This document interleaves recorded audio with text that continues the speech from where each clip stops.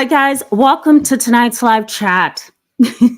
I hope you guys are doing okay. I literally just ran from my backyard all the way around to the front yard because, as much as I love you guys, I almost forgot.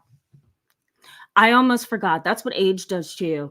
But I'm so glad to see you guys chatting and talking. I'm going to go ahead and hook up Instagram as I always am. I don't get why Instagram yells at me when I go live, but I'm going to go ahead and get Instagram going, and then we can go ahead and jump in. Please let me know if you guys can't hear me or something's going on. I had some tech issues earlier today. Okay, so I'm just hooking up Instagram here and we can get going. I hope you guys are having a calm and peaceful Friday. I'm looking at Annie Walker, and she always says, Happy Friday. So happy Friday, Annie Walker. It's good to see you, and it's good to see all of you.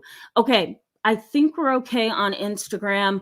I'm going to go ahead and type a message in here. Let's talk about the psychology of obedience to authority. And this is going to be basically centered around the idea of manipulation. Yesterday, I did an impromptu video, which I was shocked got, a pretty decent number of views, on the psychology of cults. I didn't think that that would be a widespread topic, but it obviously was based on all the comments and based on the traction that that video gained.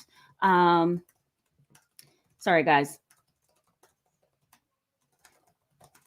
Okay, Instagram, you're good. I'm not going to look at you anymore. Okay.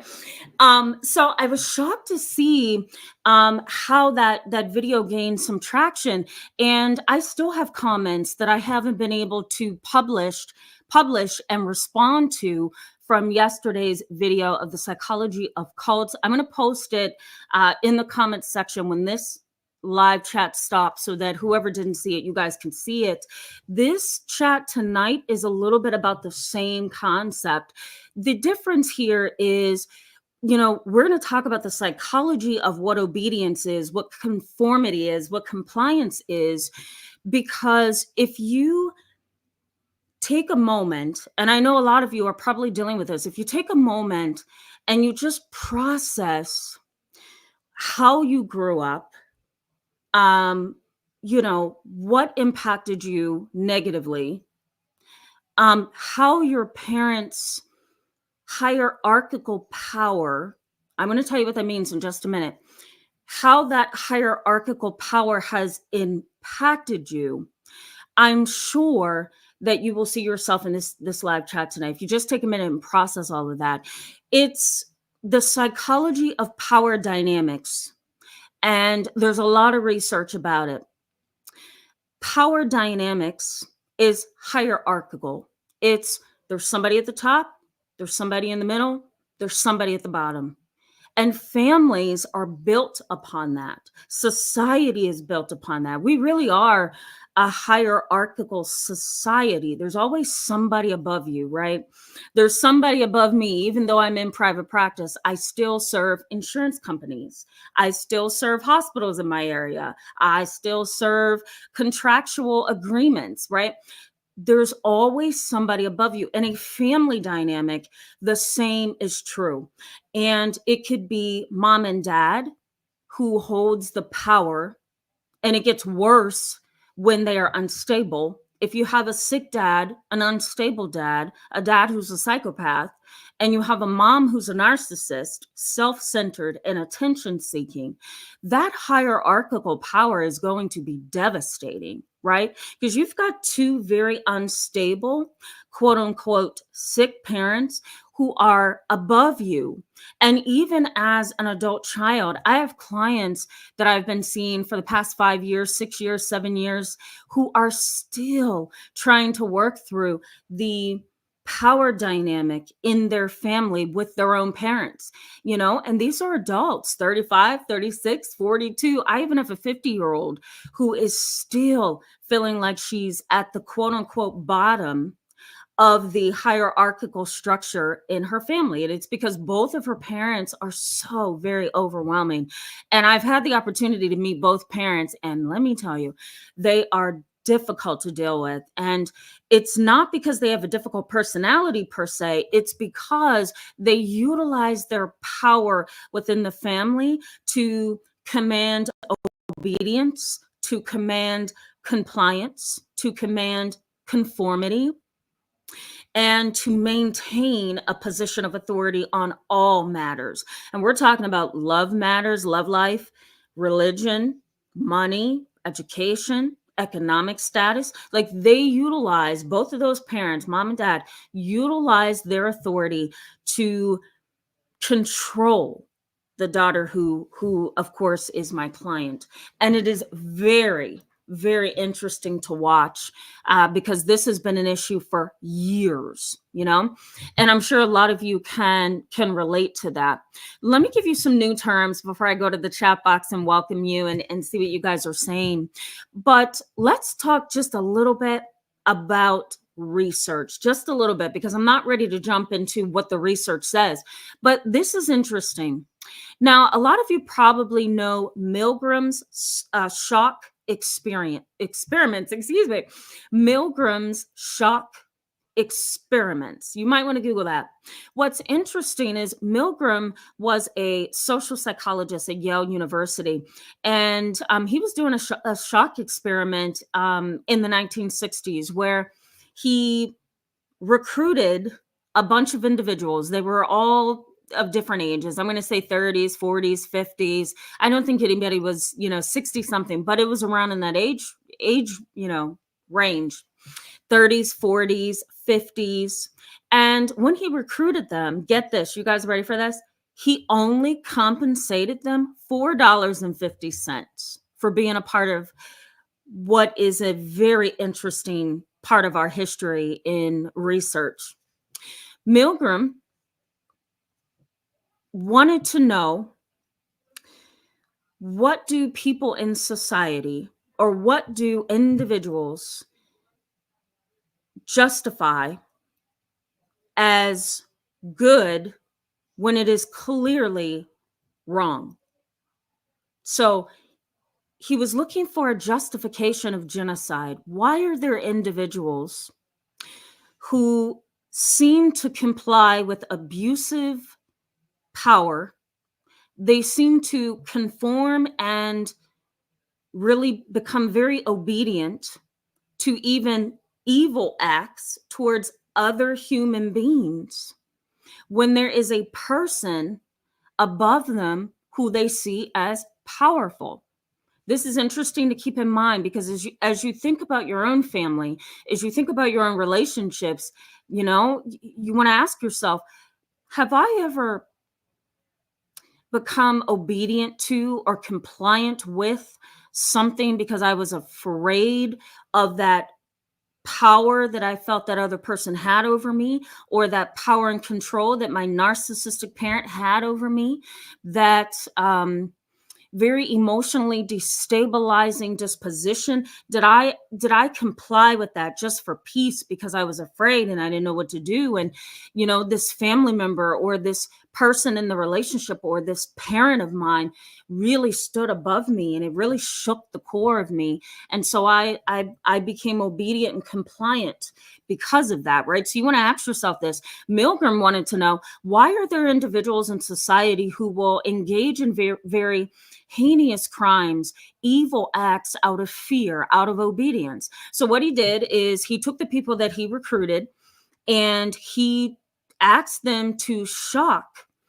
I can't remember if it was an individual. I think it was. I think these were individuals, or I can't remember if it were animals in this. I think it was just individuals. And, he hooked them up to these machines, had the individuals who were recruited administer high voltage shocks,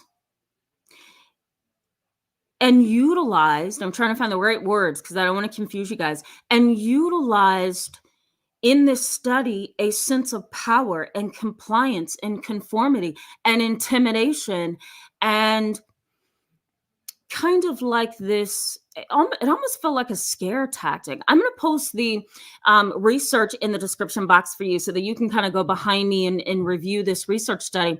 But these high voltage shocks, it really were dangerous. And to administer these shocks out of some kind of obligation or out of fear to comply was really interesting. And the recruited individuals who administered these high voltage shocks, only received $4.50 in compensation, but that didn't matter to them, right? They just continued to administer these high voltage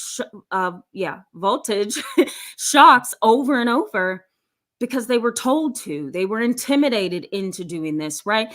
And so basically, this research study is typically used to explain the psychological power of compliance, conformity, authority, and obedience. I'm going to post it, okay, so that you guys can go back over it.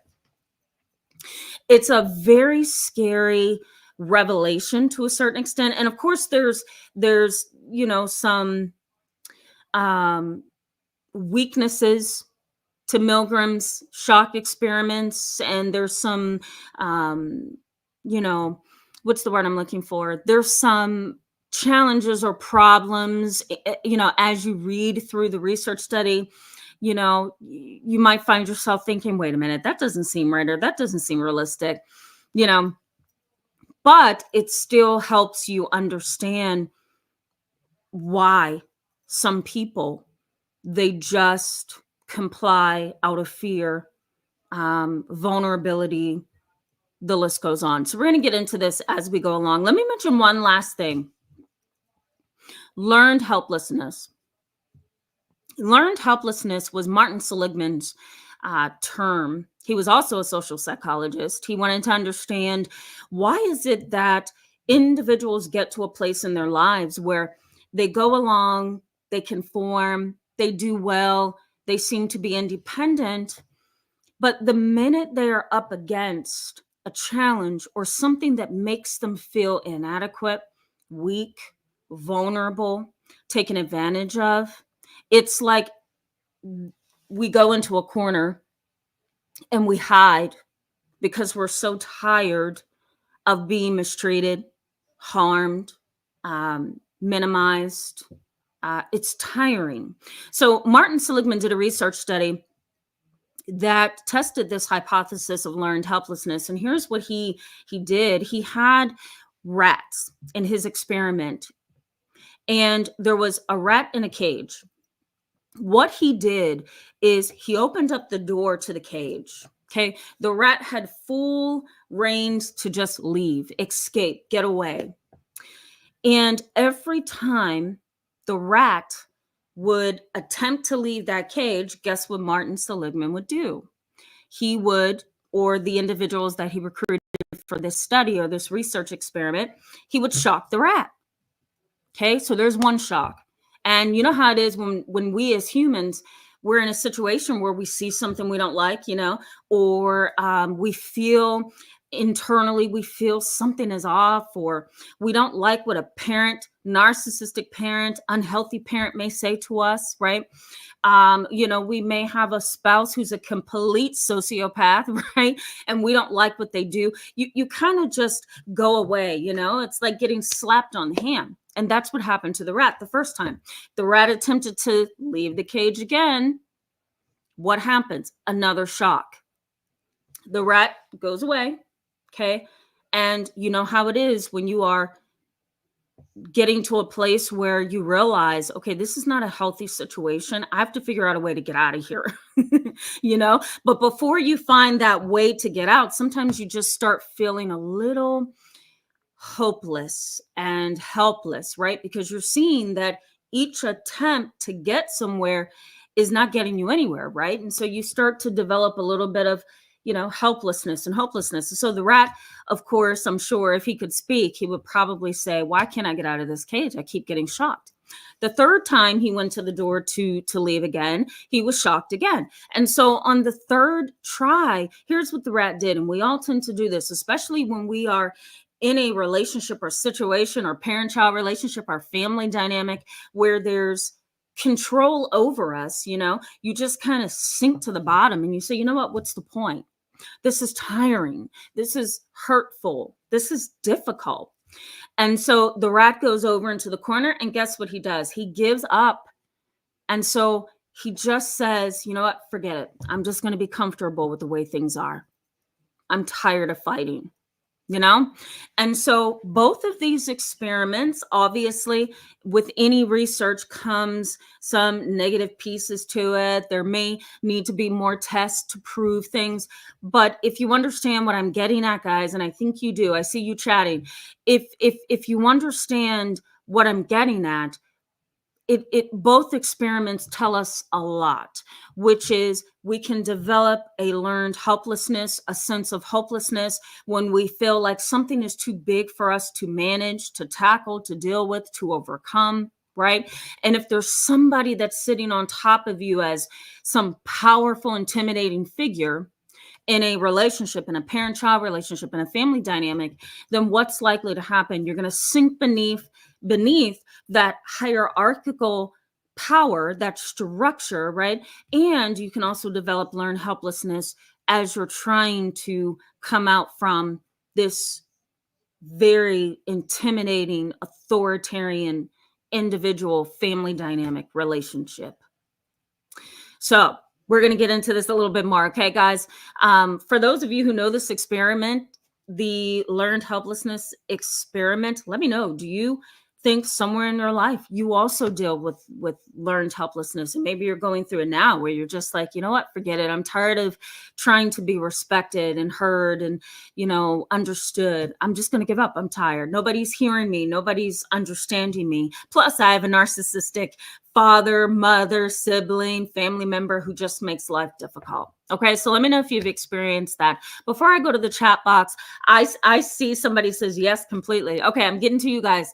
Let me just give you just a brief overview, okay? So we're going to delve into this a little bit more. We're going to get into what's going on here. We're also going to look at 3 ideas that research in psychology gives us as to why we sometimes sink beneath, this family dynamic, this relationship dynamic, this social dynamic that makes you feel like you're being forced to comply, forced to be obedient, right? There's something above you. We're going to talk about, 3 areas that research has delved into on this. I'm also going to give you a few ideas on how this affects you. I know you guys already know, but I want to give you some research-based ideas. Okay. All right. Let me go to the top here after welcoming you guys. Sun and Sunflowers. Hello. Yeah. Happy Friday to you. Yeah. You did make it early. I was late. I was like in the backyard. Oh my God, YouTube. And I'm like running around the house, the outside of my house. And you don't want to know what that looked like, but I was really rushing. Sun and Sunflowers, good to see you. Glad to have you. Cheers, Jubilee. Glad to have you as well. Welcome back. Live Life. It's been a little while. Glad to see you. Yeah, I believe you. I believe you live life. Good for you. That's awesome, though. Cam, hello, welcome. Glad to have you in tonight's live chat. Annie Walker, yes, happy Friday. Glad to see you. Glad to see you.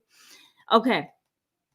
Looking for comments. Ellie Wynn, welcome. Glad to see you back in tonight's live chat. Shay, hello, welcome. Glad to see you. Hope you're having a good Friday. FIFA LaFleur, hello and welcome. Glad to see you in tonight's live chat. A seat at the King's Table with Tanisha, hello, welcome. Glad to see you. My week has just been very busy, I want to put on my bunny slippers and just do nothing. That's what I want to do. I hope you had a good week, even though, we're busy. I just feel like we're always busy. We as human beings, we're always doing something. There's really little time for rest, but hopefully you have a good weekend and you get to rest. Juby Joe, hello, welcome. Glad to see you. Sylvia Love Jones, hello and welcome. Glad to see you in tonight's live chat. Hey guys, I'm searching for comments here. Allison, I can't leave you out. I do not remember seeing you. So welcome and glad to have you in tonight's live chat. Tammy Nicely, hello. Hope you're having a good weekend. Yeah, happy Friday to you too, Jessica J. Yeah. Jessica J, welcome, by the way. That's cute. As far as a good Friday, that is yet to be determined. Yeah. I feel like that every day. Christina LZ, hello, welcome. Glad to see you. Just Kendra, glad to see you. Just Kendra says, my elderly mother is still power tripping. I mean, in the past 10 minutes. Yeah, I totally get you. Tell me what you think about this. And this is not just for you, Just Kendra. But people who get into this huge power trip mindset, what do you think is going on there? What do you think is going on there? Psychology is really mixed on what that actually looks like, and what's the cause of that. Is this a narcissist who needs to feel powerful?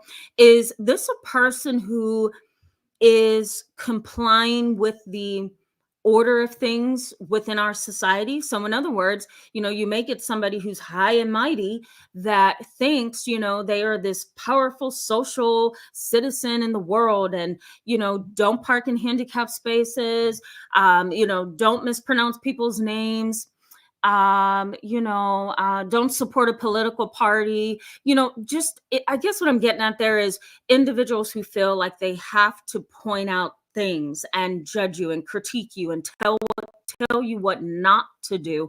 What is going on with those individuals? They are power tripping, they are being critical and judgmental. And typically they're the individuals who says, my view of life is right and your view is wrong, so do it my way. Those kind of individuals, yes, they're power tripping. However, you almost have to ask yourself, is this a narcissist? Is this, somebody who needs to get off steam? What's motivating these people to engage in power tripping behaviors? It gets us nowhere. It only causes separation, segregation. It causes anger. It causes problems. People who are in a power tripping mode, as you put it, Just Kendra, we're getting nowhere with those kind of individuals, right? So why do they do it? Tell me what you think of that. We're going to get into that a little bit later as well. Silent Walk, hello and welcome. Glad to have you in tonight's live chat. Tarika Styles, hello and welcome. I haven't seen you in a while, so it's good to see you. All right, guys. Rootsby, hello and welcome. I'm glad to see you back in tonight's live chat. Annie Walker says, wow, you are so spot on. That is why I finally had to move away with my children. Yeah. Yep. I think a lot of you are going to say, this is really making sense. Because I think you guys have experienced everything we're getting ready to talk about. It's just, I'm really giving you the language and the research to back up how you most likely feel. That's the way I want you to see tonight's live chat. Yeah, absolutely. Juby Joe, guys, says, I'm glad I'm old, but the damage has been done. Yeah. Absolutely. I totally get that. Starburst, hello and welcome. Thank God it's Friday as well. I agree with that. Hope you're doing all right. Yeah, Annie Walker says the results of that experiment blew me away. Yeah, absolutely. Absolutely. I think Annie Walker is talking about Milgrim's shock experiments, which included a shock button. I don't know if I mentioned this, so I'm going to mention it here. It included a shock button that the participants had to click, click, click, click, click. And every time they tap the button, guess what happens? It released an electrical high voltage shock that could result in death. It's over, right? What the research participants could have done is say, you know what? I'm not pushing this button. I'm done. I'm not doing this. I'm not going to play God. I'm not going to hurt anybody. I'm not going to do anything that is going to destroy somebody else's life. That's somebody's husband, somebody's, family member, wife, parent, sibling. I'm not going to do this, Instead of saying that, guess what? The research participants continue to press those buttons. Why? Because they had somebody over them that played the role of authoritarian, what's the word I'm looking for here? I'll just say authoritarian being. And that individual stood over them and said, push the button, you know, and the research participants did just that. We're going to get into why, you know, it was so easy for them to just harm somebody else without having this internal sense of wrong, you know, or right. So we'll get into that just a little bit. Phoenix, hello and welcome. Glad to see you in tonight's live chat. Shay says, my father is a pastor and told me when I was 11 that if I wanted him in my life, I had to join the Navy when I turned 19. His church and Mary, who he picked, never did those. He never came around. Yeah, let me go back to this so people can see it. Shay, this is, you know, not okay, right? And I'm going to make sure that I post it in the comment section once we log off here. But my video yesterday on family cults and religious and spiritual cults spoke about just that. You know, it's scary when you have a loved one who is lording over you and telling you that you need to do A, B, or C or else. No human being wants to be trapped in that, right? Or placed in that bind, and especially when it's a parent. How do you move forward, you know, in a positive way with your parent when they're challenging your freedom? They're challenging your experiences in life, right? That's not okay. And it's a very abusive dynamic. It really is. My mom went through some similar things like that growing up. I'll share this with you, primarily you, Shay, so that you can see that you're not the only one. My mom went through this, and my grandfather is a pastor. He's been a pastor for over 30 years. And when I think I was a baby, maybe 2 or 3, I remember just from my mom and I having conversations over time, I remember her telling me about this instance where my grandfather was praying, and you know, my mom used to go to Bible studies and prayer groups with my grandfather. My grandfather was like this theologian. He did exorcisms. You know, he taught the Bible through and through for years. Okay, so my grandfather was very entrenched. My mom was not religious. You know, she was spiritual, and she didn't go to the full extent that my grandfather wanted her to go to. And so what happened is, over time, my grandfather just and I don't think he knew he was doing this, but he was Xing my mom out of the equation little by little. How, you're probably asking? Because he kind of lorded over the family, and he lorded over my mom in a way that made her, like you, Shay. Oh my goodness, I'm sorry guys, I'm moving and it's making my camera lose focus. You know, like you, Shay, you know, it's like, if you don't live up to my expectations of you, then you're not going to have access to anything. You're not going to have access to my love and my respect and anything. And so my mom was ousted for that. So to make a long story short, Shay, you are not alone in that. I think it's a very abusive mindset for any individual to have. I'll leave it at that, because I could go on for years. Rootsby says authoritarians. No, authoritarian. Think of Hitler. Okay. If you have somebody that's lording over you who's authoritarian, they have no flexibility in how they communicate with the world.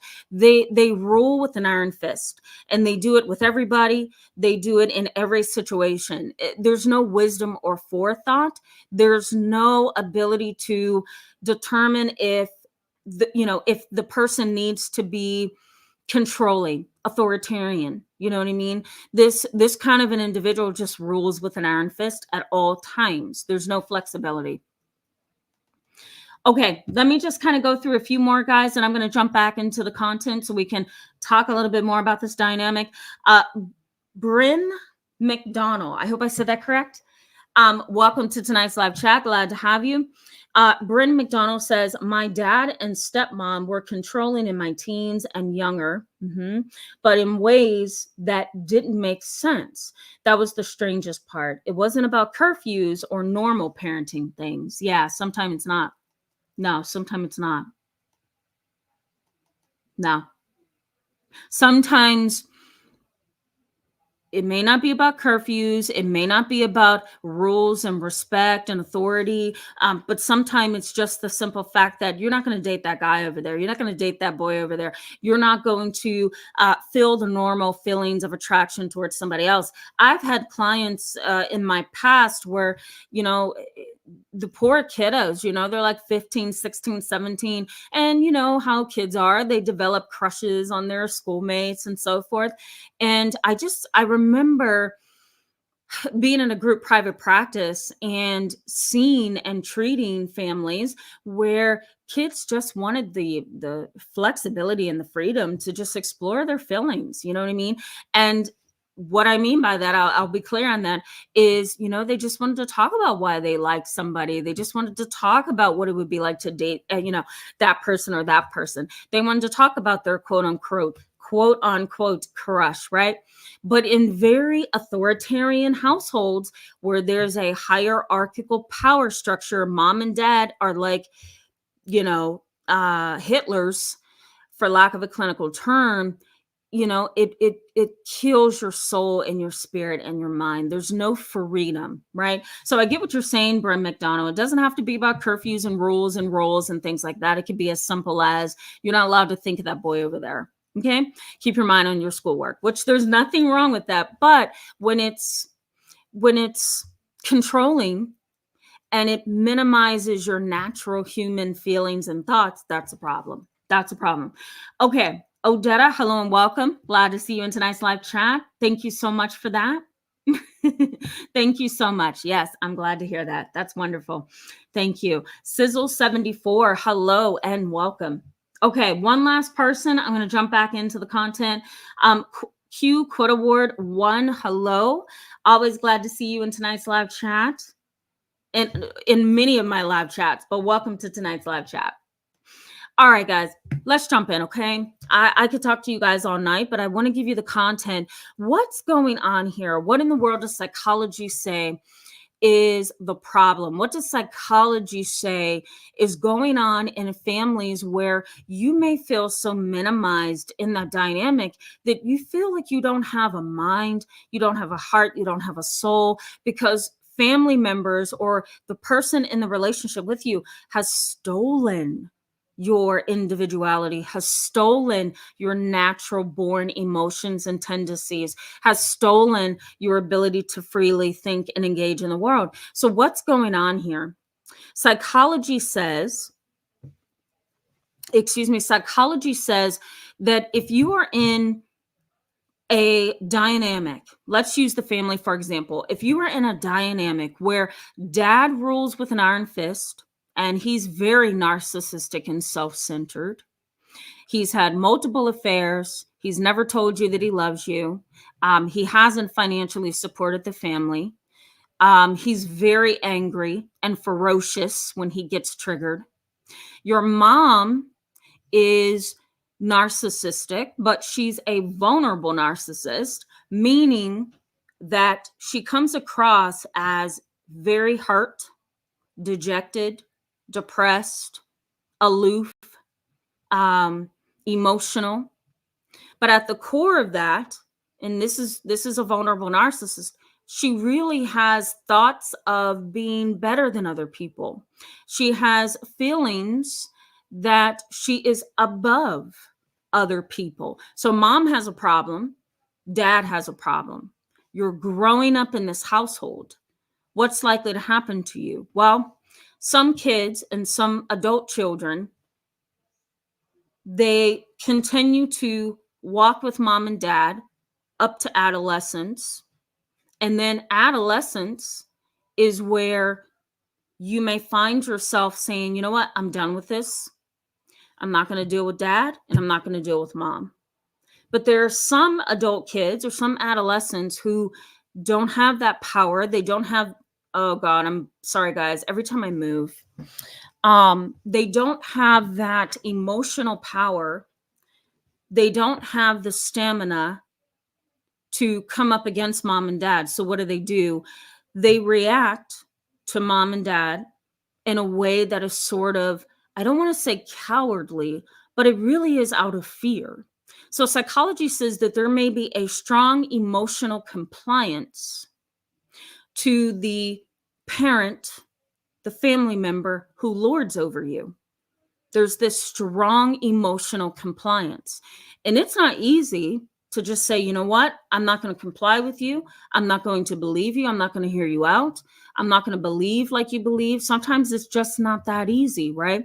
And so some people, and you may have been in this position as well, some people just develop over time this strong emotional compliance and this strong emotional obedience to that family member, that parent who lords over them, right? Or who lords over you. I'm thinking of Shay as I say that, you know?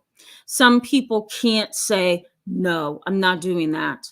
Sometimes they just give in because it's the easier thing to do. It's a strong emotional compliance. Think of traumatic bonding. Traumatic bonding is this process where the abuser intentionally tries to kind of trap you between two walls, and you see a good them and you see a bad them, and over time you learn to trust them. You may even develop feelings for them. You may even start to feel safe with them, so you rely on them. But at the same time, they're very abusive to you, excuse me. And so what does that mean? Well, that means you get trapped, you get stuck between the good side of them and the bad side of them. And so you develop over time this strong emotional bond to the abuser.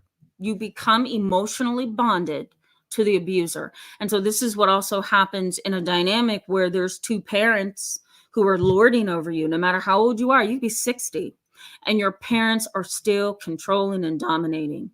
And that's a very difficult piece for a lot of people. Many of my clients, I'll give you this example, many of my clients, even the ones in the past that I've dealt with, they can't understand why they can't just say, you know what, I'm leaving, or I won't talk to you anymore, or I'm going to go no contact, or I'm going to block your phone number. They don't know why they can't just get out, or they can't just say, I'm done with you. There's a traumatic bond, an emotional bond. There's something there that causes them to be compliant, obedient, and to conform. And again, that is known as power dynamics. Okay, subsystems. Psychology also says that there are subsystems, and there are also cross-generational coalitions.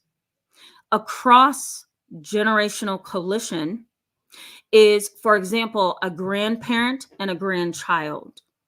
So grandma and the grandchild may get along, but the child kind of gets confused in the middle of that. So let me give you an example. I think I can explain this better with an example. So let's say, for example, your mom is very narcissistic, okay? She is cold, grandiose, she's arrogant, she's prideful, she's pompous, she's all in her head about herself, right? She's very grandiose, okay? So that's your mom. Your child, your daughter, for example, is a sweet, innocent girl, right? So what happens in that dynamic? Your mom doesn't care much for you. You guys have never gotten along. You've always had a tumultuous relationship.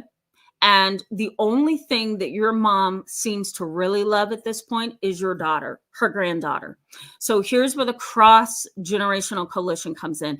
Grandma and daughter may develop a relationship so close over time that now grandma and your daughter go against you. Tell me if you've had any kind of experiences like this. I see this all the time in my office. Grandma and the daughter have become so bonded over time that they've built a coalition.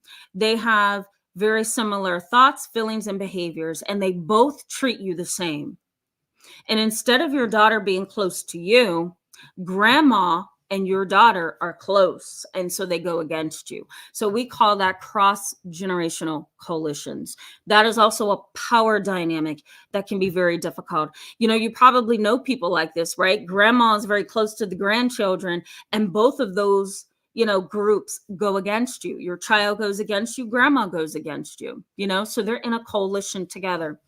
Compliance with a collectivist culture. We are in a collectivist culture.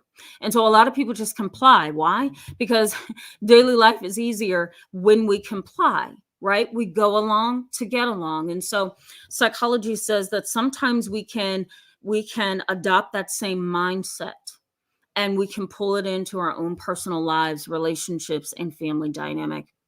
There's also something known as destructive disobedience. Destructive disobedience. I would say this is what happened in Milgrim shock experiments. It's, I'm going to obey even though I know this is wrong. I'm going to obey even though I know my sister doesn't want me to go against her. I'm going to obey grandma because she's grandma, and I know that if I don't obey grandma, it's going to be really difficult to be a part of her inheritance. That's an example of that. Let's say you have a dad who's a psychopath. He's cold, he's callous, he's, uninvolved. He's very distant emotionally and psychologically. You may have a brother that says, I'm going to be on dad's side, even though I know my sister's right. Dad is a psychopath, but I'm going to go ahead and just team up with dad, so that number one, I can stay in his good graces. And number two, I'm scared to death of what he may do to me. So I'm going to go against my sister, and I'm going to obey dad no matter what. Right? Have you seen those movies? I know you have, where, there's somebody who is, holding a trigger button, and, the criminal is telling them, push the button. And the person holding the button is crying and saying, I can't do this, I won't do this, but that power, that dominance that other individual holds over them gets them to push that button, right? It's destructive disobedience. I don't want to do it, but I'm going to do it because I'm terrified and I feel like I need to obey, to protect myself, to go along, to get along. And I'm going to do it, even though I don't want to do it. And even though I know it's wrong, right? This happens in toxic family dynamics all the time. One last thing in this category before I give you some of the research and go to the chat box is an intrinsic hierarchical nature. An intrinsic hierarchical nature. Here's basically what that means: that we possess within us as human beings an intrinsic nature that causes us to comply with authority. It's kind of inborn, right? You almost feel like I have to comply. No matter what, I feel the need to comply. I'm compelled to comply. Yes, I know grandmother took me out of the will, but I'm not going to include my brother or let my brother know grandma didn't put him in the will because I feel the need to go along to get along, so I won't say anything. We have this intrinsic nature to comply with authority, to comply with whoever is at the top, so to speak, right? Quotation marks at the top. It's just this inborn, innate place that we have as humans, and it makes us really it makes it really difficult for us, I should say, to say no, to back away, to do what's right sometimes. Okay, briefly with the research, and then I'm going to go back to the chat box, and then I'm going to give you guys some information on how this impacts you in your personal life, and then we can go ahead and wrap up. So here's what research says. Research says, psychology research on power dynamics. I put the article in the description box for you, so you should be able to look at some of these articles that I'm getting ready to mention. One research study said that there were 25 men who were recruited for a particular study on power dynamics. These men did two things. One, put on a uniform, a firefighter's uniform, and presented themselves. And then they also took the uniform off and presented themselves to other people. And here's what the research showed: that for firefighters, the uniform and the role in and of itself caused other individuals, to fear them, to look at them as a savior, to look at them in positive ways. It's something about that uniform and the role they play that this research study said impacted how other people viewed the firefighters. Does that make sense, guys? If those same men took the uniform off and presented themselves, now they started to look like just everyday citizens. And so that power dynamic then shifts. No uniform, no power. Uniform, power. That's why sometimes it's shocking if you're dealing with an unmarked police vehicle, right? And you get pulled over. You don't expect that. All the cars look like normal everyday cars, but what's not seen is it's a police officer in that unmarked car, right? An individual who's a officer, a first responder, even a psychologist, right? A medical doctor. They don't always wear their badges, or have their stethoscopes around their neck. And they don't always have their employment badges to show what it is that they do. And without that, right, we kind of just naively approach people like everyday citizens. But if we saw that doctor robe, communication shifts. If you see my ID that says that I'm a therapist, communication shifts. If you see my police badge, communication shifts.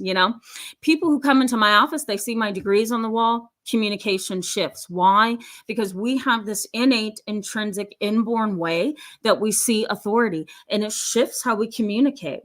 And so this research study showed that if somebody can get into the role of a powerful figure, they can wreak havoc on your life. Imagine having a parent like this, right? A mom, a dad, a sibling, being in a family dynamic where, there's power based on the role they play, how they look, how they dress, right? It's a very scary thing when you really break it down and think about it. Another research study was on Charles Manson.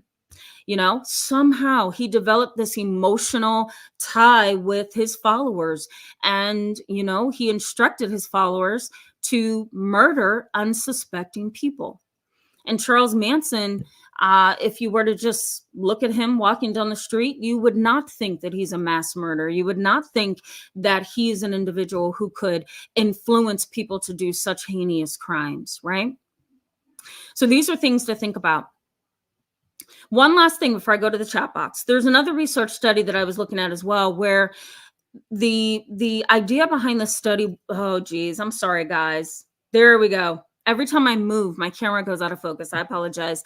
This last research study that I was looking at was on family roles. And this research study, in short, basically said this, that family serves a very crucial role when it comes to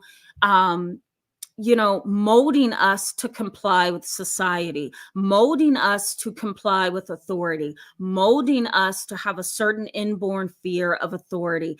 And so, you really do want to think back to your childhood. What was it that mom and dad taught us directly or indirectly about people that caused me to not want to go against other people or go against the grains of society? What is it that my family has taught me directly or indirectly that impacts why I can't leave this relationship, why I can't go no contact with this abusive family member? What have I learned over time that has impacted me in a negative way? And this research study said families play a crucial role in teaching us as adults how to function. And sometimes there's this quote unquote lesson of who's powerful and who isn't, and how you're supposed to treat them when they are powerful. Okay, I'm going to leave it at that. I need a little bit of a water break. Okay, let's go to the chat box, guys. And then I'm going to give you how this impacts you, and then we're going to wrap up. I feel so off tonight. My goodness. Have you guys had those days where you're like, where am I? Hopefully you guys can tell. Moon Warrior Turtle, hello and welcome. Glad to see you. I haven't seen you in a little while. Glad to see you. Bo, hello and welcome. Glad to see you in tonight's live chat. Bo says, yeah, here's another thing. COVID really wasn't our fault though. Some of us were calling BS from the beginning. Yeah, some people do not believe COVID was an actual thing. Yeah, absolutely. Yeah. Yeah. I think there were a lot of people who went along with the COVID theory because that's all they know, right? If you mention the CDC, the Center for Disease Control and Prevention, or if you mention the American Psychiatric Association, or you mention the American Psychological Association, people just kind of stop like, oh, I'm listening. These are important associations. And interestingly, the majority of the world would rather go along with what they're told than to say, you know what, where's the proof for that? So there were a lot of people around COVID time who were just going through this process. The first process was fear. Oh my God, there's this disease going around that we can all catch, right? Think about news story after news story after news story after news story. And then it came down to you have to wear masks, and you're now mandated to wear masks, and you're not allowed to take them off, or you could be sued, or you could be harmed in some fashion. You might catch COVID, pass it on to your family members, and die. You may have to, wear gloves. It was a lot, right? And so a lot of people kind of went into, I think, COVID jumping in, oh my God, let's protect our loved ones. What's going on? Let's wear masks. But over time, I think that wore down and people started questioning, why are we still wearing masks? Why are we wearing gloves? Why are we, right? I'm going to open my business back up. I'm going to open my life back up because we were shut down for 2 years, you know? And this is a power dynamic in and of itself, right? So, Bo, you bring up a really good point. Simon Walk agrees with you as well. There's some people who just strictly believe that COVID was exaggerated. And, my mom is one of them. My brother's one of them.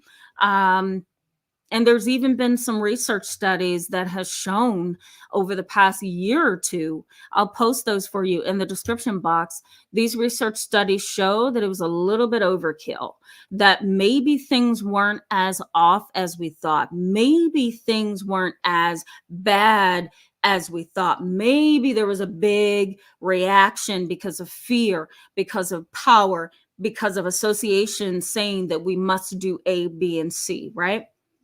It's a very tricky thing. Yeah. Yeah. Silent Walk says, follow that herd. Yeah. My mom used to call it sheep syndrome. You know how sheep are? They follow each other. T-Ways, hello, welcome. Glad to have you in tonight's live chat. Says, been watching your videos for some time. They've been extremely helpful. Thank you so much. You're welcome. And thank you for that kindness. I'm so glad my videos have been helpful. That's awesome. Robert Pukey Ray, hello. Glad to see you. Says despair sucks. Yes, it does. Yeah. Yes, it does. It's hard to unravel from it, right?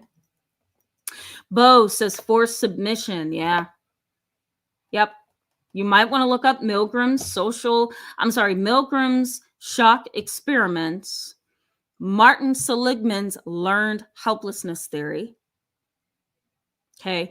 And you may also want to get The Psychology of Evil. And I cannot remember the author of that book. I'll look it up, but those are all books or information that can help you see how power can cause us to behave a certain way, even when we think we're being very independent, Sean Hammer, hello and welcome. Glad to have you in tonight's live chat. I haven't seen you in a little while, so I hope you're doing all right. Okay. Just Kendra says, mother and sister, both baby girl of the family, crazy, unaccountable, obnoxious. Yeah. Yeah. Jessica J says, they just don't care about you and your feelings. It's about them. Yeah, absolutely. Yep. If you have a family member that seems really stimulated by power, I definitely agree with that. Ty E. McCullough Wise. I'm so sorry if I botched that up. Hello and welcome. I haven't seen you before, so welcome to tonight's live chat. Says, the world thinks everything is my fault. And everyone around me is definitely plotting on me and screwing with my head. Oh my. It sounds to me as if It sounds to me that if I could just do one therapy session with you, that might be helpful. Because I would delve into your mind, stretch your view of what's going on in your world, kind of help you develop a new foundation. You know, cognitive behavior therapy can be helpful when we feel like the world is against us. Because in my video yesterday on the psychology of cults, the idea of CBT is we really need to target those thoughts, which triggers your emotions, which then triggers your behavior. And so the world thinks everything is my fault is a statement that I would hop on, I would challenge with you and try to help you kind of work with that a little bit. So I'm going to post some information just for you in the comment section once we go off here. It may be helpful for you to delve into some CBT. Yeah, I have mixed feelings on it, but sometimes it's very needed. Sammy, hello and welcome. Glad to have you in tonight's live chat. Thank you so much for that compliment. Yeah, it is deep, right? Right, Sammy? Sammy's like, this topic is deep, and I can see how people, not as stubborn, I can see how people, yeah, gotcha. I gotcha. That sends a little botchy, but I get you. I understand what you're saying. Yeah. And I do agree, Sammy. It is a deep topic, right? We could stay on here for hours and talk about the power dynamics, you know? JKD Merit Master Group, hello and welcome. Glad to always see you in the chat box. JKD Merit Master Group says, taking a mental health day is an American ride. Yeah, absolutely. Sometimes the kids that see me for therapy, sometimes they'll text me, Miss Tamara, I'm having such a bad day. I'm going to go home. Do you think it's okay if I go home from school? And sometimes, I'll talk them through it just a little bit, minding their confidentiality, but I'll text them back and I'll say, maybe go to the nurse's office, A, B, and C, do this, do that. And sometimes my kids will say, I just need a mental health day. And I'll write them a school excuse why they need a mental health day. I'd rather you take a mental health day than to try to interact with the world and explode, right? I'm with you, JKD. Helene Webster, hello and welcome. Glad to see you in tonight's live chat. Sizzle says your videos always scream my life. Oh, Sizzle, I don't know if that's a good or a bad thing. I hope they're helpful, though. I really do. We do talk about a lot on this channel. Sean Hammer says, any advice for when you're running a bar with an open door to the flying monkeys would be extremely helpful right now. I wish I could. I would need to maybe attack that in a different headspace. If I do that now, I'm just going to throw myself off in you guys. So I won't comment on that. Please post in the comment section, though. I will answer that. I will.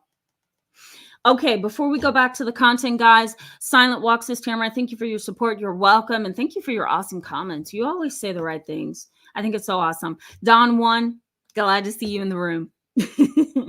Hope you're having a good Friday. Jaron Todd Henderson, hello and welcome. Glad to have you in tonight's live chat. Michelle Lynn, hello and welcome. Glad to see you. Says, thank you, Tamara. Love your advice. Appreciate your lives. Thank you so much. And I'm so glad to have you as well. I don't remember seeing you.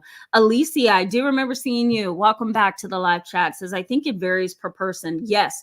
So everything we're talking about tonight does vary by person, 100%. I'm glad you brought that up. Thank you for doing that. Okay. One last comment.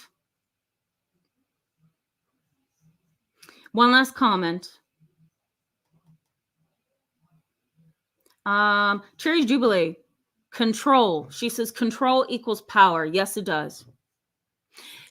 Think about a dark empath. Machiavellianism, which is this internal stimulation a person gets from doing something that could harm somebody else, right? You may see this with trolls online. What do they get out of that? Why troll my channel and say things that makes absolutely no sense? Why hop into the chat box and try to confuse everybody chatting on a live chat because you're not really getting anything, are you? Well, for those who have Machiavellian personality traits, they are. They very much are. They're getting that deep-seated, I have some control here. need met.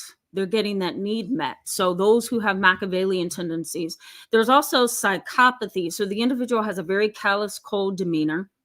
And if they don't come across that way, it's definitely at the core of who they are. And there's that narcissistic edge as well to the dark empath where they're grandiose, right? They don't feel like anything can stop them. They feel like they're constantly at the top. So Cherry's Jubilee, control does equal power for the dark empath. Control does equal power for the narcissist. That's how it goes. All right, guys. So how does this impact you? Let's talk about it just briefly. One is that you may feel a sense of obligation. You're in a family, you're in a relationship dynamic where you feel like that other person just has control over you. You don't feel like you have the foundation to stand, or if you have already stood your ground, you feel like you've been ousted or, disregarded as a result. So, it can be really damaging sometimes to stand your ground, to say, you know what? No, I'm not going to conform to that. I'm not going to obey you because you're wrong, and I'm going to set my boundary. And it is what it is. And you need to be okay with that. That kind of a disposition is really what you want to have. But once you initiate that kind of disposition, you may get some backlash, right? So you may feel a sense of obligation to the abuser. I'm not going to speak my mind. I'm not going to stand my ground. I'm not going to go no contact. I'm just going to go along to get along, right? There may be this deep-seated sense of obligation. That's what happens in cults. That's what happened with Charles Manson. Somehow he just emotionally attached himself to them and vice versa. And they just became this psychotic group of individuals. Psychology used to define Charles Manson and his influence over his followers as shared psychosis. It's no longer called shared psychosis, but it used to be. It's now, I think, in the schizophrenia spectrum and other psychiatric, I'm messing that up, other psychiatric disorders category. Oh, I so messed that up. It's so much to remember. I will post it so that you will have it. But shared psychosis, no, it's no longer called shared psychosis. But at the time where the DSM was maybe DSM-3 and 4 at the time, it was documented as shared psychosis. Charles Manson and his influence over his followers was a shared psychosis. He was the psychotic one who somehow developed this following, and he caused his followers to become just as psychotic and unstable as him. How? That emotional bond. Remember, that strong emotional compliance to that individual who seems really powerful, to that individual who's charismatic, to that individual who has some kind of social control because of how they speak, how they look, how they act, what they believe in. So shared psychosis wasn't around at that time. At least it was being referred to as shared psychosis at that time. It's really this deep-seated sense of obligation no matter what. And you can get into the mindset of doing something that's wrong, which is what happened in Charles Manson's case, doing something that's wrong because you feel that emotional connection to obedience, to comply. You feel that emotional connection to the other person, There may also be a loss of interconnectedness. When you are in this power dynamic where you feel like you are locked in, you're stuck, you're manipulated, you're being harmed, you're losing your sense of self, you're losing your ability to process life as you need to process it, you kind of dissociate from reality at times. And this is not everybody, but this is those who do.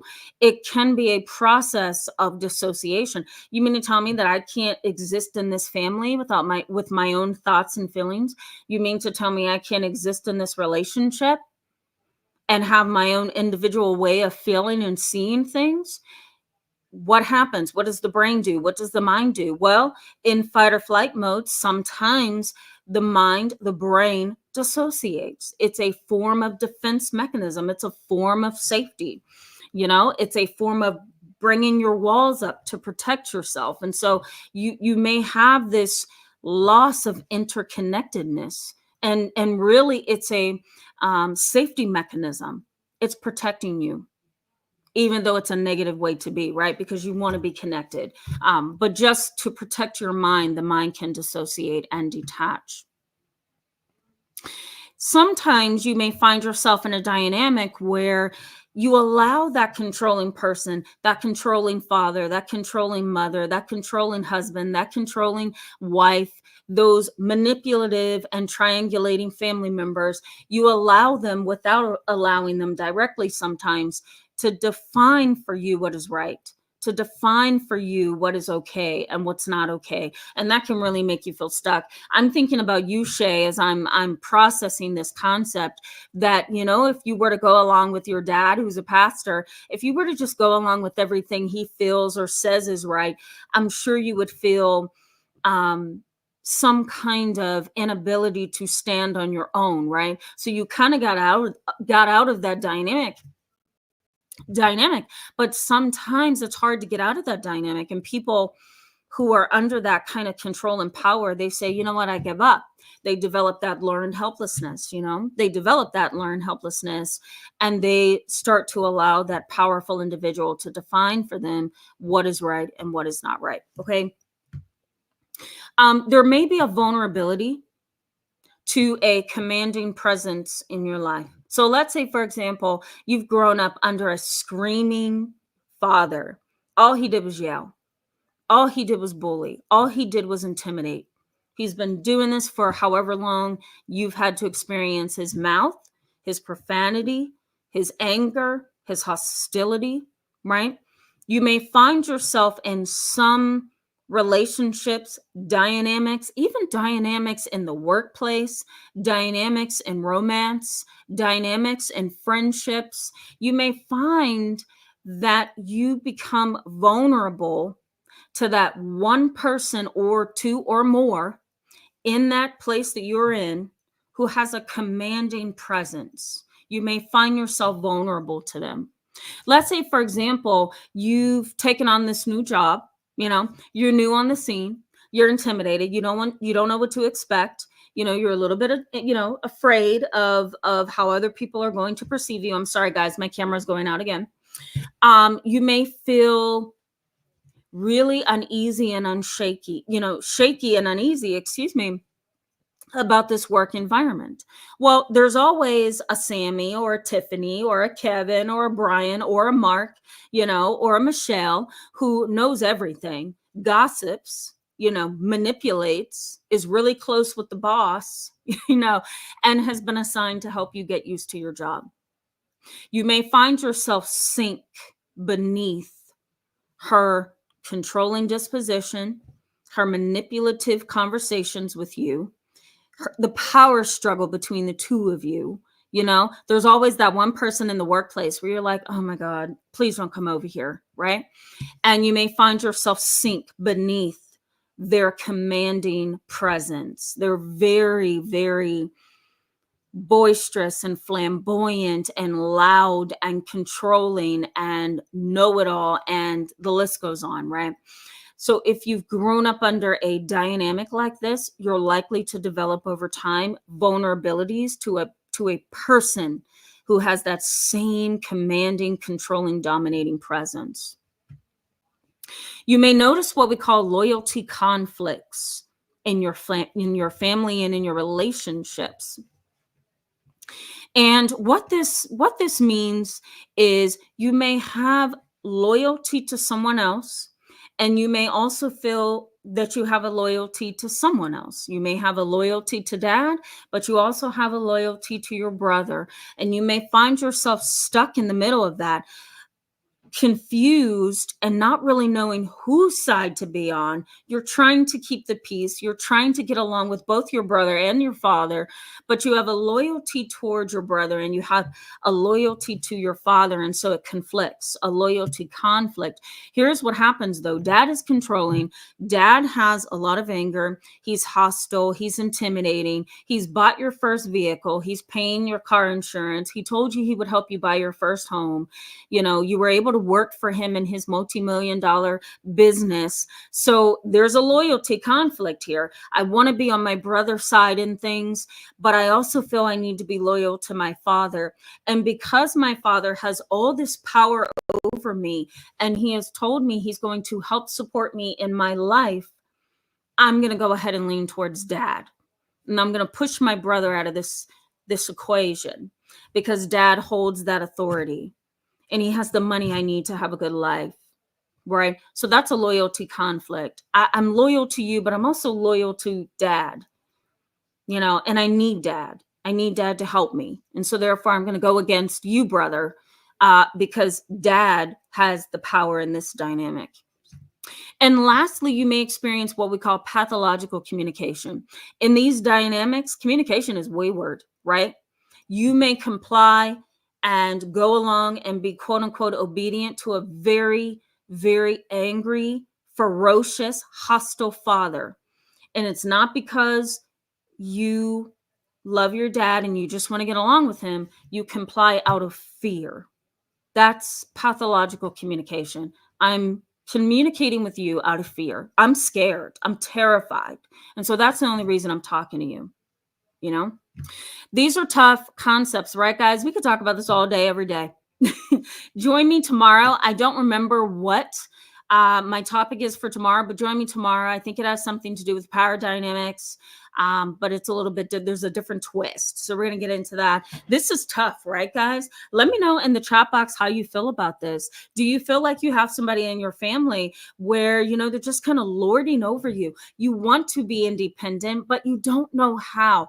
And you may even consider going no contact, or maybe you've already gone no contact to escape a manipulator, a quote unquote leader in the family, a matriarch, right? The patriarch of the family. Those are really difficult too. They command a certain power, the matriarch, the patriarch, right? They kind of sit at the head of the family, and sometimes they're critical, judgmental, manipulative, gossiping. They pit one family member against the other. It can be really ugly, right? So let me know how you guys feel about this. All right, I'm going to go back to the chat box and wrap up. Rootsby, you're welcome. You're welcome. Thank you for coming tonight. Always glad to see you. Appreciate your comments as well. Just Kendra says, both my parents are Capricorns and I'm a Virgo. If you know, you know.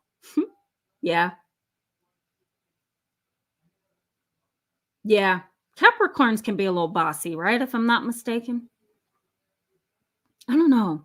That Viper, JKD chick, hello. Welcome. I don't remember seeing you before, so welcome to tonight's live chat. Glad to have you. All right, I'm just getting to a few comments here, and we can wrap up. Alicia says, I hope I'm saying your name correctly, says, some people do it to feel powerful. Some people do it out of jealousy or out of fear. Absolutely. Oh, yeah. I've been in situations in my past before I became a therapist, in college, graduate school, where, I was just really studious. And sometimes that went against me.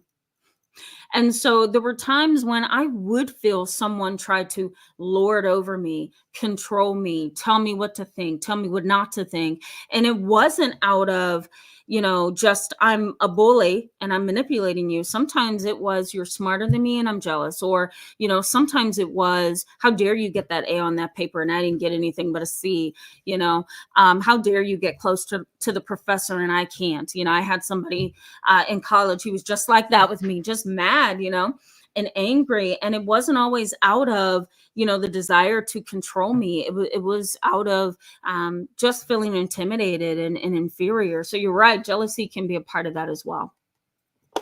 Absolutely. Anytime my clients come to see me and they tell me about these, power dynamics, I have to point out it's jealousy. It sounds like envy, get out of that situation.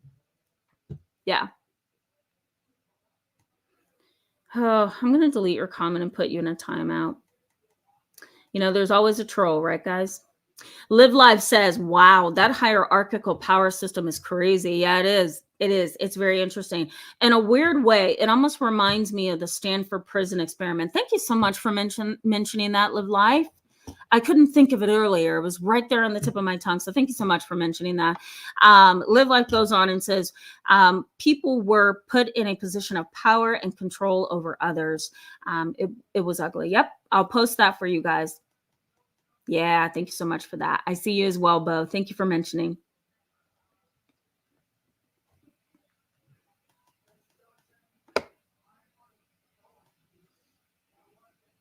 Yeah. Shay, I'm just going to put you up on a screen so people can see what you're saying there.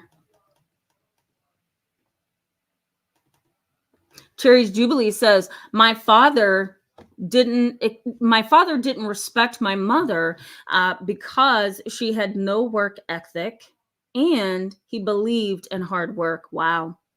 Yep. That's a power dynamic as well. Absolutely. Elizabeth, hello and welcome. Glad to see you in tonight's live chat. We're going to wrap up here in just a little bit.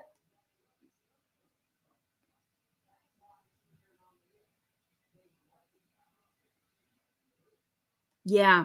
I'm just going through some of this. Give it a think. Hello and welcome. Glad to see you in tonight's live chat. If I didn't welcome you, give it a think says, the authoritarian family structure was how my family was run. Yeah. I retreated into substances early on. Absolutely. It's the only protective mechanism that you had. Authoritarian family structures are difficult. It's the Hitler mindset. Do as I say, you know, double standards exist there. I'm going to curse, but don't you curse. I'm going to get high on marijuana every day. I'm going to test out some mushrooms, but don't you do it. You know, I'm going to fight you. I once had a dad come to therapy years ago and sat and told my 15-year-old client, get up, let's fight. Let's fight like a man, you know? And that was the first time I ever had to call 911 on a parent in an office environment. But that authoritarian mindset says, you know, I rule with an iron fist. I'm here to intimidate you. I'm here to harm you. I'm here to make you conform out of fear. And I'm here to build a sense of obligation. That is a horrible system, I think, to parent under. There's no respect there. Okay, just looking. T-Mac, hello and welcome. Glad to see you in tonight's live chat. T-Mac says, my mother is a diagnosed schizophrenic that is manipulative when she doesn't get her way. When she gets called out on things, she plays the sick card. But when she wants something, she seems strategic. Absolutely. I agree with that. Sometimes and let me clarify, I'm saying that I agree with you saying that it's strategic. I agree. If somebody can act one way 1 minute and act a totally different way another minute, it's most likely strategic. It's manipulative, to say the least. It's a power dynamic as well, right? And it can get reinforced over time. I've seen this years ago when I was working in a community mental health center. I was treating adults that had schizophrenia. I was also doing group therapy with individuals who had borderline personality disorder, paranoid personality disorder, and there was a lot of paranoid psychosis. And one thing I learned about that group as we talked day in and day out for hours, this was we call it an IOP program, an intensive outpatient program, and typically it's between 5 plus 5 to 10 members, and you're teaching a different way to process relationships in life and boundaries and just learning skills.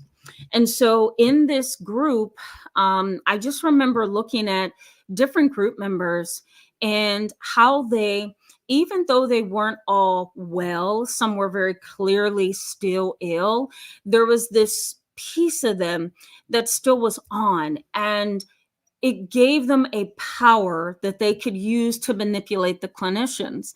And so they created a power dynamic, the individuals in the group, with myself and my co-therapist. And it consisted of pushing the right buttons on the wrong day, calling at late hours of the night, threatening suicide to get you to jump up and have to call them and console them and listen to a question. I once had a client years ago call me panicking, crying on my voicemail when I worked in this group therapy setting, and said, I'm going to kill myself and this, that, the other. And I called them back right away. And this person was calm as a cucumber. She just wanted me to give her a call back. Why? I had a terrible nightmare and I didn't know what to think. And so people who are not very well, they can still create a power dynamic, especially in mental health settings, and it can be really destabilizing. So T Mac, I totally get you. We may talk about that. We may talk about this down the line, about how family members or individuals in your life can manipulate you and create a power dynamic. That might be a really interesting live chat. Okay, guys, I just couple more comments and then we're going to go ahead and wrap up. Elizabeth says, having a very controlling, aggressive person around is very harmful to your mental health. You don't dare just do something. That's how I feel because of my controlling neighbor. Yes, a controlling neighbor is awful, isn't it? It's awful. It's awful. Because they have, and you hate to say this, but they have the power to make your life difficult. And sadly, the law is not really on your side 100% when it comes to neighbors, right? Because you have rights, they have rights. And don't make the wrong move, because they're going to call 911 and then you're going to have to comply. Have you seen situations where, you may allow somebody to spend the night at your house, spend a couple weeks at your house, maybe a couple months, and they become a tenant? I forgot what that's called. You guys know what I'm talking about. Please throw it out there. I'm forgetting what it's called. I can't remember. But you guys know what I'm talking about. And you can have a scenario where, you feel like your life has been completely stolen from you, your space, your home, your rights as an individual, as a tenant, as a homeowner, whatever. And it can be really scary. If it's not that kind of scenario, then living next door to somebody who's very dominating and manipulative can be challenging as well. They kind of call you out, right? And if you respond the wrong way, then they call the police. If you respond the wrong way, they have you on camera. It's just really difficult, right? Elizabeth, you bring it up all the time. I'm so sorry you have to go through that. Hopefully things have calmed down for you. Nancy R., thank you so much for that. And I appreciate you. You're always so kind on here and engaged. So thank you. Yes, and you're welcome. Hope you're having a good Friday. We're on our way to wrap up. Okay. Oh, I don't know do I really want to say this screen name? I want to welcome you. It's such a controversial screen name. Okay. Hello and welcome. People see you on the screen. I'm not going to call any attention to that name. I'm not going to do that. As one whose family is multi-ethnic, I just get offended by those kind of terms. So, but welcome. Jacob Taylor, hello and welcome. Glad to have you in tonight's live chat. Chris Silk, hello and welcome. Yes, that's a power dynamic as well. Stockholm Syndrome, yep. Thank you for mentioning that. Okay. Annie Walker says, my mother didn't even want a relationship with my daughter either. This is still so bizarre to me. Wow. Yeah. Something's going on there, Annie Walker. You've kind of mentioned it a little bit in different chats. Something's definitely going on there. Dennis Robinson, hello and welcome. Triangulation, yes, that's a power dynamic, right? I'm the victim. You're pointing fingers at me. I'm going to go to mom and she's going to rescue me against you. And so there's that triangle, right? I'm the victim. You're creating problems for me, so you're the persecutor. And I'm going to run to mom and tell mom what you've done, and mom is going to swoop in and rescue me. Victim, persecutor, rescuer. Triangulation. Rootsby, thank you for the super chat. I really appreciate that. Thank you so much. Okay, just scrolling through one last time. Thank you so much for that, Roots B. So glad to hear that. Sun and Sunflower says, I think I knew my family would smear my children against me. My mom made several references. She is not watching her grandchildren. I made a decision very young to be child-free. Wow. Oh my goodness. If I comment on that dynamic with, with what I'm thinking, we're still going to be here a couple hours. So I'll hold that back. But Sun and Sunflowers, I'm sorry that you have that dynamic. That's very difficult. Crystallizing, hello and welcome to tonight's live chat. Bo says, have you been studying my family? I know, right? I know. It's human behavior. And it's scary how so right on we can sometimes be, right? In defining human behavior, really calling it out and looking at it. It's very frightening. It really is. It can be. Jessica J, thank you so much for that. Yeah, I thought about your in-laws earlier, Jessica J. Oh my, that's horrible. I'm so sorry. That's a whole live chat, Jessica J. Q Quit Award 1. Thank you so much for the super chat. I really appreciate you. Thank you. Yeah. Silent walk. I'm going to put what you're saying on the screen so people can see it. Okay. I'm just scrolling and then we are going off the air because I can be on here all night. Jody Catherwood. Hello. Welcome. Glad to have you in tonight's live chat. I don't remember seeing you before, so welcome. Okay. Okay. Shay Wallace says, Tamara, I had a therapist that was trying to get me to come in at 11 p.m. What? Oh my God, no. Where everything around there was closed. He wanted to do hypnosis, but I had a bad feeling about him. I was 19 then. Oh yeah. Go with your intuition on that. The other thing is, no, I'm not coming to see you for therapy at 11 p.m. That is not therapy. That may be something else and it's very unethical. So I'm just going to leave it at that. That's awful. That would have scared me. I think if I were a client, looking for hope and healing and my therapist wants me to come see them at 11 p.m. No. Okay, guys. Moon Warrior Turtle, you're my last comment. Corruption thrives where there's ambiguity. Uncertainty creates opportunities for manipulation and unethical behaviors. Yes. Love that. I'm going to end the chat there. That's beautiful. And I very much agree. I see the rest of you. For those of you that I couldn't get to tonight, forgive me. I really appreciate you.